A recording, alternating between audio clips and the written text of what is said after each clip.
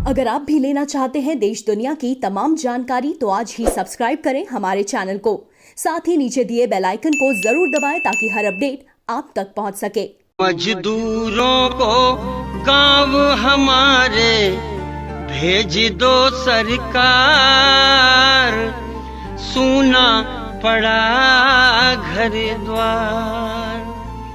हम मजदूरों को गांव हमारे भेज दो सरकार, सूना पड़ा घर द्वार।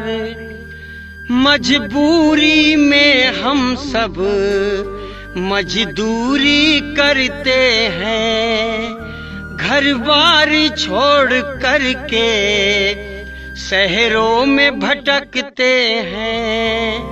हो मजबूरी में हम सब मजदूरी करते हैं, घर बार छोड़ करके शहरों में भटकते हैं। जो लेकर हमको आए वो ही छोड़ गए मझधार, कुछ तो करो सरकार। प्रियंका वाड्रा और राहुल गांधी की जो बस है वो कहीं निकलती है एम्बुलेंस, कहीं निकलती है थ्री व्हीलर। नमस्कार, प्रवास साक्षी न्यूज नेटवर्क पर आप सभी का स्वागत है। उत्तर प्रदेश में अपनी जड़ें जमाने की कोशिश कर रही कांग्रेस ने प्रवासी श्रमिकों के दुख दर्द दूर करने के लिए ये कहा कि हमसे इनका पैदल चलना नहीं देखा जा रहा है, हमसे इनकी पीड़ा नहीं देखी जा रही है। उत्तर प्रदेश सरकार हमें 1000 बसें चलाने की अनुमति दे। उत्तर प्रदेश सरकार ने बसें चलाने की अनुमति दे दी, लेकिन कहा कि सामान्य प्रक्रियाओं का पालन कीजिए। जरा इन जो वाहन हैं जो आप बस भेजना चाहते हैं इनके चालकों के नंबर बता दीजिए, रजिस्ट्रेशन नंबर बता दीजिए बसों का, और बसों का फिटनेस प्रमाण पत्र है या नहीं ये बता दीजिए। अब उत्तर प्रदेश सरकार को कांग्रेस ने सूची भेज दी 1000 बसों की। ये वाहनों के रजिस्ट्रेशन नंबर है, ये चालकों के नंबर है, ये चालकों का नाम है और ये फिटनेस प्रमाण पत्र की सूची है। अब उत्तर प्रदेश सरकार ने जरा इसकी इंक्वायरी की कि ये जो प्रमाण हमारे को रजिस्ट्रेशन नंबर दिए गए हैं जरा इनको जांच लिया जाए। तो आप जानकर हैरान होंगे कि कांग्रेस ने जो सूची भेजी है, कांग्रेस जिस पर 2-3 दिन से राजनीति कर रही है कि उनसे प्रवासी श्रमिकों का दुख दर्द देखा नहीं जा रहा है, जबकि ये प्रवासी श्रमिक कांग्रेस शासित राज्यों राजस्थान, पंजाब, महाराष्ट्र से पैदल चले आ रहे हैं। जी हाँ, और ये जो श्रमिकों को ले जाने के लिए बसों की जो सूची सौंपी है उसमें जब इंक्वायरी हुई तो पता लगा कि जो रजिस्ट्रेशन नंबर है वो कोई टाटा मैजिक का नंबर है, बस का नहीं है। जो रजिस्ट्रेशन नंबर है वो किसी कार का है, इन्होंने बस का बताया था।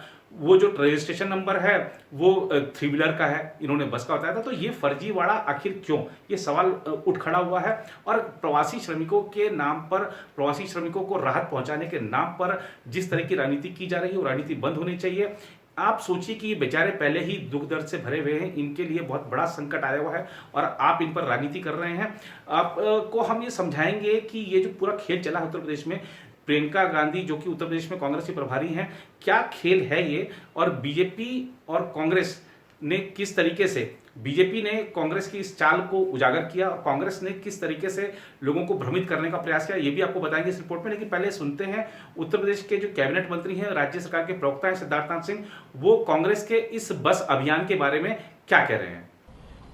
प्रियंका वाड्रा और राहुल गांधी की जो बस है वो कहीं निकलती है एम्बुलेंस, कहीं निकलती है थ्री व्हीलर, कहीं निकलती है टाटा मैजिक।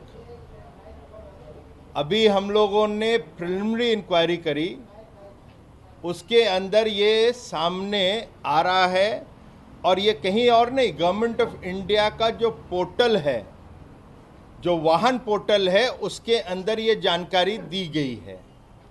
1000 है, 1000 तो दिए हैं उन्होंने, मैं उसकी एक एक करके कर रहे हैं हम लोग। इतना ही कहा जा सकता है कि राहुल और प्रियंका की फर्जीवाड़ा कांग्रेस पार्टी है। इनको कोई श्रमिकों से कोई संवेदना नहीं, कोई सेवा भाव नहीं। उनके अंदर खाली एक है कि फोटो ऑप कैसे बने, कैसे शुद्ध रूप में श्रमिकों की हालत को, माइग्रेंट्स की हालत को वो किस प्रकार से पॉलिटिसाइज कर सकते हैं, ये देखने को मिल रहा है। और ये सदियों से उनका रवैया है। जब से ये परिवार आया, सदियों से कांग्रेस का, पार्टी का रवैया है। आपने देखा होगा, चाहे वो नेशनल हेराल्ड का जो शेयर्स का घोटाला था उसमें स्कैम, चाहे उनका जो जमीनों पे दमाद गेट होता है उसमें घोटाला, फर्जीवाड़ा, चाहे कोयले की दलाली हो तो फर्जीवाड़ा, चाहे कॉमनवेल्थ गेम्स वेल्थ का आयोजन हो तो फर्जीवाड़ा।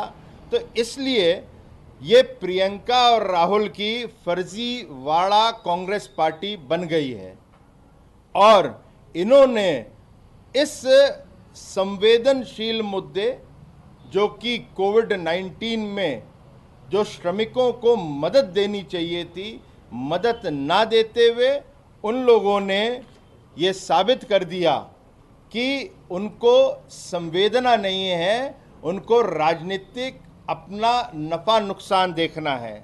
मैं आपके सामने कुछ रखता हूं जो प्रिलिमिनरी, जो पहली हम लोगों ने एक रिपोर्ट देखी है और 1000 हैं तो सबकी निकालेंगे तो आपको उसके बारे में भी बताएंगे। मगर ये देखिए, आप स्क्रीनशॉट कर सकते हैं, ये देखिए। तो देखा आपने उत्तर प्रदेश के जो कैबिनेट मंत्री सिद्धार्थ सिंह, उन्होंने क्या कहा। उन्होंने यही बताया कि किस तरीके से कांग्रेस ने प्रवासी श्रमिकों को राहत पहुंचाने के नाम पर राजनीति की है। अब ये सारा खेल है क्या, किसने क्या चाल चली, जरा आइए आपको वो सिलसिलेवार ढंग से समझाई देते हैं। उत्तर प्रदेश में कांग्रेस की ओर से शुरू किए गए इस खेल की पूरी कहानी समझिए। दरअसल इन दिनों ट्विटर पर प्रवासी मजदूरों के मुद्दे पर अखिलेश यादव भी लिख रहे हैं, मायावती भी लिख रही हैं, लेकिन प्रियंका गांधी ने एक कदम आगे बढ़कर 1000 बसें चलवाने की पहल कर दी। यही नहीं, अगले दिन यूपी बॉर्डर पर कांग्रेस की तरफ से मजदूरों को ले जाने वाली बसें भी खड़ी कर दी। देर से ही सही प्रियंका को 1000 बसों के प्रस्ताव का योगी सरकार ने मंजूरी दे दी। तो सवाल उठे कि आखिर धुर विरोधी कांग्रेस की बात बीजेपी ने कैसे मान ली। कुछ देर बाद यूपी सरकार ने नया दांव चलते हुए प्रियंका के निजी सचिव को पत्र लिखकर 1000 बसों को लखनऊ भेजने को कहा। कांग्रेस ने इसे ओछी राजनीति के साथ समय और संसाधन की बर्बादी बताया। तो सरकार ने कहा कि चलो नोएडा या गाजियाबाद में ही बसें दे दो। देखा जाए तो इस पूरे एपिसोड में जहां प्रियंका की कोशिश यूपी में कांग्रेस की एंट्री कराने की है, तो वहीं योगी आदित्यनाथ की कोशिश दो बड़े सियासी दलों समाजवादी पार्टी और बहुजन समाज पार्टी को सीन से पूरी तरह बाहर करने की है। सूत्र मानते हैं कि प्रियंका की बस पॉलिटिक्स से बीजेपी और कांग्रेस दोनों ही फायदे में है। 2022 विधानसभा चुनाव के लिए जमीन खोज रही कांग्रेस मजदूरों के लिए अपनी पहल के चलते लगातार सुर्खियों में है। तो वहीं योगी आदित्यनाथ सरकार ने कांग्रेस के प्रस्ताव को मानकर एक तीर से कई निशाने साधे हैं। एक और सकारात्मक पॉलिटिक्स की राह दिखाई, तो वहीं मंजूरी के साथ शर्तों से कांग्रेस को 1000 बसें चलाने की चुनौती दी है। इसके अलावा यूपी के दो मजबूत दल एसपी बीएसपी को राजनीति से किनारे कर दिया है। विशेषज्ञों के अनुसार 2022 में यूपी में विधानसभा चुनाव होने हैं, जिसमें बीजेपी अभी भी कांग्रेस को इतना मजबूत विपक्ष के रूप में नहीं देख रही है। बात करें 2017 विधानसभा चुनाव की, तो समाजवादी पार्टी के साथ गठबंधन करने के बाद भी कांग्रेस को सिर्फ 7 सीटें मिली थी। वहीं पिछले साल लोकसभा चुनाव में प्रियंका की राजनीति में एंट्री के बाद भी यूपी में कांग्रेस एक सीट पर सिमट कर रह गई थी। राहुल की अमेठी तक छिन गई थी। ऐसे में कांग्रेस के प्रस्ताव को तरजीह देने का मकसद अखिलेश और मायावती दोनों की राजनीति को कमजोर करना है। इससे पहले भी प्रियंका अपने दांव से बाकी दोनों विपक्षी दलों पर भारी पड़ती नजर आई हैं। फिर चाहे वह सीए का मुद्दा हो या फिर सोनभद्र हत्याकांड में मारे गए लोगों के परिवार से मिलने का मामला हो, योगी सरकार भी प्रियंका की जिद के आगे झुकती नजर आई। पिछले साल सोनभद्र के उभा गांव में जमीन विवाद को लेकर हुई हिंसा में 10 लोग मारे गए थे। जब प्रियंका इनसे मिलने जाने लगी तो उन्हें मिर्जापुर में रोककर हिरासत में ले लिया गया। काफी मशक्कत के बाद मिर्जापुर में ही चुनाव गेस्ट हाउस में प्रियंका को पीड़ित परिजनों से मुलाकात की इजाजत दी गई। इसी तरह पिछले साल दिसंबर महीने में जब सीए को लेकर प्रदर्शन में कांग्रेस नेता सदफ जफर और रिटायर्ड आईपीएस अफसर एसआर दारापुरी को गिरफ्तार किया गया था, तो प्रियंका उनसे मिलने स्कूटी से जा पहुंची थी। पुलिस ने उनके काफिले को रोक दिया और आगे जाने की अनुमति नहीं दी। बावजूद इसके प्रियंका दारापुरी के परिवार से मिलने में सफल रही थी। तो अभी आपने देखा कि किस तरीके से प्रियंका गांधी की जो बस पॉलिटिक्स है वो यूपी में चल रही है, लेकिन इस तरीके की राजनीति को कहना चाहिए कि बस करिए, बस बहुत हो गया।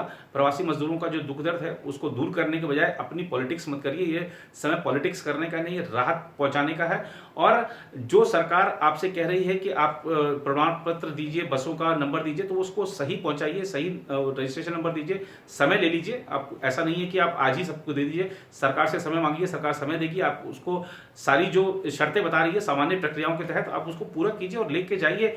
देखिए, ये जो समय है इसमें आप सिर्फ राजनीति करते रहें वो सही नहीं है, बल्कि आपको चाहिए कि आप 1000 बसें आपने उत्तर प्रदेश में चलाई हैं, जरा 1000 बसें पंजाब से भी चलवा दीजिए जो कि उत्तर प्रदेश तक आ जाए। जरा 1000 बसें राजस्थान से भी चलवा दीजिए जो कि उत्तर प्रदेश तक आ जाए। खास बात यह है कि कांग्रेस ने जो कहा है कि बसें दोपहर तक हम नहीं सौंप सकते उत्तर प्रदेश प्रशासन को, क्योंकि ये राजस्थान से आनी है।